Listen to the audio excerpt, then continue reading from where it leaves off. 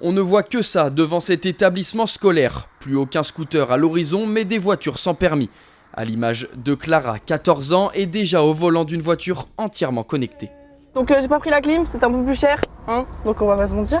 Sinon, en fait, il y a tout ce qu'il faut, il y a le Bluetooth, le grand coffre, c'est hyper pratique.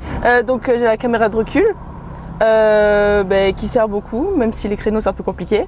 Et pour s'offrir ce confort, ses parents ont dû débourser Toute la voiture en tout, 17 000 €. Ici, au Sable d'Olonne, cette tendance a vite remplacé le scooter. Les parents ils préfèrent parce que c'est plus sûr. J'ai eu un scooter mais j'ai vite vu qu'avec la pluie et tout c'est chiant, donc maintenant franchement en voiture sans permis c'est vraiment mieux. Pour mieux comprendre cette tendance, je me suis rendu chez un fabricant de voitures sans permis. Cela fait maintenant quelques années que la clientèle a bien changé.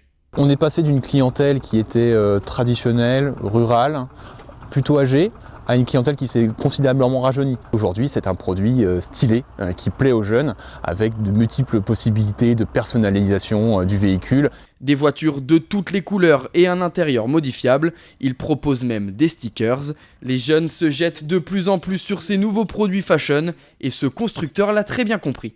La voiture sans permis chez les jeunes, c'est l'extension de la chambre. Donc par définition, une chambre, on aime bien mettre des posters, etc. Mais c'est un peu la même chose avec une voiture sans permis. On aime bien mettre des stickers, personnaliser l'extérieur, l'intérieur, voilà, au gré de leurs envies. Bridé à 45 km/h pour protéger son utilisateur. En deux roues ou en voiture, il faut rester vigilant. Selon les derniers chiffres de la préfecture de Vendée, les 16 à 25 ans ont été impliqués dans 151 accidents de la route. Alors, pour sensibiliser, les actions de prévention routière dans les établissements scolaires ont été intensifiées.